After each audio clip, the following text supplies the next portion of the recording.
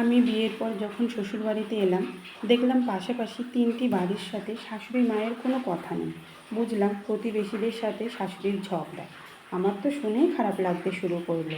আমি তখন নতুন বউ, একটা ভয় ভয় করতে লাগলো। সেই সঙ্গে একটা খারাপ ধারণাও তৈরি হলো শাশুড়ির সম্পর্কে। বিয়ের আগে প্রত্যেকটা মেয়ের একটা ভয় ভীতি থাকে, শ্বশুরবাড়ির লোকেরা কেমন হবে এই নিয়ে। বিশেষ করে শাশুড়ি মানুষটা বিয়েটা যখন দেখাশুনো করেন, তাই মেয়ের বাড়ির লোকজন ছেলের সম্পর্কে খোঁজখবর নেয় বেশি। শাশুড়ি কেমন হবে এটা নিয়ে কেউ মাথা ঘামায় না, প্রতিবেশীদের সঙ্গে কথা নেই। এই ব্যাপারটা জানার পর থেকে শাশুড়ির প্রতি একটা ভয় কাজ করতো সবসময়। কিন্তু শাশুড়ি মা আমার সাথে ঠিকঠাকই ব্যবহার করতেন। বুঝতে পারতাম না শাশুড়ি মা তো খুব একটা খারাপ না, তাহলে কেন প্রতিবেশীদের সাথে ঝগড়া? নিশ্চয়ই শাশুড়ি মায়ের কোনো উইক পয়েন্ট আছে, আমাকে জানতেই হবে সে কথা। কিন্তু সে কথা আমি জানবো কীভাবে? অবশ্য শাশুড়িকে সেই কথা জিজ্ঞাসা করার সাহস কোনোদিনই হয়নি। বিয়ের ৩ মাস পর এদিকে নতুন বউকে দেখার জন্য শাশুড়ি মায়ের দুজন আত্মীয় বাড়িতে এলেন। শাশুড়ি মায়ের বাপের বাড়ির তরফের লোক। আমার সাথে পরিচয় করিয়ে দিলেন আমার শাশুড়ি মা। আমি প্রণাম করতেই ওনারা বললেন, রেনুদি, তোমার ছেলের বউ তো বেশ সুন্দরী হয়েছে। তারপরে শাশুড়ি মায়ের দিকে তাকিয়ে বললেন, শুধু দেখতে সুন্দর হলেই হবে না, কাজকর্মেও সুন্দরী হতে হবে। রূপ ধুয়ে কেউ জল খাবে না কিন্তু।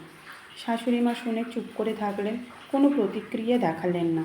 আমার একটু খারাপ লাগলো। বুঝলাম শাশুড়ি মার বাপের বাড়ির লোক তো, তাই এমন কথা বলার সুযোগ পেল। সে যাই হোক, দুপুরে খেতে বসে ঘটল আরও একটা ঘটনা। ওই দুজন আত্মীয়র একজন বললেন, রেনুদি, তাহলে তোমার কপাল খুলে গেল, দারুণ রান্না করেছে তোমার নতুন বউ। আমি তখনই পাশে দাঁড়িয়ে আছি। আমি অপ্রস্তুতে পড়ে বললাম, এ মা, না না, আমি রান্না করিনি, সব রান্না মাই করেছে। তারপর ওই আত্মীয়রা বললেন, ও, আমি ভাবলাম তুমিই রান্না করেছো, তা তুমি রান্না পারো না? অল্প অল্প। রেনুদি, তুমি এখনও হেসেল ঠেলছো? বয়স হচ্ছে তো। কোথায় বৌমার রান্নার ভাত খাবে? আমার শাশুড়ি মা তখন হাসতে হাসতে বললেন, ঠিকই বলেছিস শোভা, তবে জানিস তো, বৌমার রান্নার ভাত খেলে আগেই বৌমাকে রান্না করে খাওয়াতে হবে। বৌমা খেয়ে বুঝুক আমার রান্নার কেমন রান্না আমি করি, তা না হলে ও বুঝবে কী করে? ওকে যদি এখন থেকেই রান্না করতে দিই, তাহলে তো ও ওর মতোই করে রান্না করবে। তারপর আমরা আবার ভুল ধরে বলবো, এটা নুন বেশি হয়েছে, ওটাতে নুন কম হয়েছে। জানিস, ভুল ধরতে সবাই পারে, কোনটা করলে ঠিক হবে সেটা কেউই শেখায় না। আমি তো ভাবতেই পারছিলাম না শাশুড়ি মা এমন কথা বলবেন। ওনাদের তখন মুখটা একেবারেই চুন হয়ে গেছে। দেখলাম শাশুড়ি মা ওনাদের খারাপ লাগা বুঝতে পেরে একটু ম্যানেজ করে নিয়ে বললেন, এই দেখো কাণ্ড, কথা বলতে বলতে ভুলেই গেছি, কখন ভাত শেষ হয়ে গেছে রূপা। বৌমা, ভাতটা নিয়ে এসো, তোমার রূপা মাসিকে দুটো ভাত দাও, আর তোমার শোভা মাসিকে মাছের মাথাটা দাও, ও আবার মাথা খেতে খুব ভালোবাসে। আমি তো শুনে হাসছি মনে মনে। অতগুলো কথা বলেও আবার ঠিক ম্যানেজ করে নিলেন, তার মধ্যেও যেন কথাতেই ঘা দিলেন। খাওয়া দাওয়া সারা হয়ে যেতেই আমার শাশুড়ি মা ওই দুই আত্মীয়, মানে আমার শাশুড়ির পিস্তুত দুই বোনকে বললেন, তোরা তাহলে বিকেলে কখন বেরোবি? জানো বৌমা, তোমার দুই মাসি কিছুতেই থাকতে চায় না, যখনই আসে একবেলা কাটিয়েই চলে যায়। জানি না ওই দুই আত্মীয় থাকার ইচ্ছে ছিল কি না। ওনারা বাড়ি চলে যেতে আমার শাশুড়ি মা বললেন, এইসব লোকেদের আমি একদম পছন্দ করি না। আমার নিজের পিস্তুত বোন তো কী হয়েছে, একবেলার জন্য আসবে, সংসারে আগুন লাগিয়ে দিয়ে চলে যাবে, ওটাই ওদের স্বভাব। দেখছে আমি ভালো আছি, কিছু তো একটা করতে হবে, শাশুড়ি বৌমার ঝামেলা বাঁধিয়ে দিই আর কি। সেই প্রথম শাশুড়িকে একটু হলেও চিনতে পারলাম। বিয়ের পর আমি শাড়িই পরতাম, গ্রামের দিকে তখন চুড়িদার পরার অতটা রেওয়াজ নেই। একদিন শাশুড়ি বললেন, বাড়িতে চুড়িদার নাইটি পরতে পারো। আমি শাশুড়ির কথা শুনেই নাইটি পরতাম। একদিন পাশের বাড়ির একজন কাকিমা আমার শাশুড়িকে বললেন, তোমার বৌমা বাড়িতে নাইটি পরে, তা তুমি কিছু বলো না? কথা শুনে না মনে হয়, তাই না? এখনকার মেয়েও তুমি বললেও শুনবে না। দেখলাম আমার শাশুড়ি কিছুই সেদিন বলল না। পরের দিন দেখি দুটো নাইটি কিনে নিয়ে এসে আমাকে দেখিয়ে বলল, কোনটা নেবে? আমি একটা পছন্দ করে নিয়ে তারপর জিজ্ঞেস করলাম, আর একটা কার জন্য? ওটা আমিই পরব। পরের দিন ওই কাকিমাকে দেখিয়ে আমার শাশুড়ি বললেন, ভাবছি এবার থেকে নাইটিই পরব, শাড়ির থেকে দেখছি নাইটিই ভালো। ওই কাকিমা তখন একটু মুখ বাঁকিয়ে বলল, আমার শাড়িই ভালো লাগে। পরে আমি শাশুড়িমাকে জিজ্ঞেস করেছিলাম, আপনি হঠাৎ করে নাইটি পরলেন?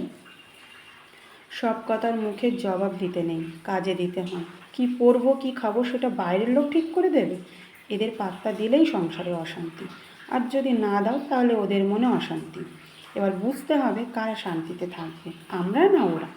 যদি নিজেরা ভালো থাকতে চায় এই রকম দুই একটা জবাব দিতে হবে, স্ট্রেট কথা বলতে হবে। বুঝবে বনে বাঘ আছে, তাই বনে না যাওয়াই ভালো। শাশুড়ির সম্পর্কে ভুল ধারণাটা পুরোপুরি চলে গেল। আমিও শাশুড়ির নীতি শিখে গেলাম, আত্মীয়ই হোক আর অনাত্মীয়ই হোক উচিত কথা বলতেই হবে, তাতে নিজেদের মঙ্গল। আমার শাশুড়ি বলে, স্পষ্ট কথা বললে বন্ধু কম হয় আর শত্রু বেশি হয়। দুটো বন্ধু কমুক, কিন্তু উচিত কথাই বলবো, স্পষ্ট কথার কষ্ট। নিজেরা ভালো থাকার জন্য আমরা শাশুড়ি কারোর অন্যান্য কথায় বার্তাকে প্রশ্রয় দেয় না। পরনিন্দা পরচর্চা একদমই পছন্দ করে না। পাড়ার গোল টেবিল বইটাকে শাশুড়ি মাকে কখনো বসতে দেখিনি, কিন্তু বিপদে ছুটে যেতে দেখেছি। তাই ভালো থাকতে গেলে জীবনে অনেক বন্ধুর প্রয়োজন নেই, কম মানুষই থাকুক, তাতে ভালো থাকা যায়। তবে আমার শাশুড়ির সাথে কি কখনো খিটিমিটি হয়নি? হয়েছে। রাগও করেছি, ঝগড়াও করেছি। শাশুড়ি মা এটাই শিখিয়েছে, এমন কোনো বাড়ি নেই যেখানে ঝগড়া অশান্তি হয় না। ঘটি বাটি পাশাপাশি থাকলে ঠোকাঠুকি লাগে। বিয়ের পর যেদিন প্রথম শাশুড়ির সাথে রাগারাগি হলো, আমি সেদিন রাগে খাইনি। আমাকে বকাবকি করে কয়েকটা কথা শুনিয়েছিল, তাই রাগে আমি আমার ঘরে শুয়েছিলাম।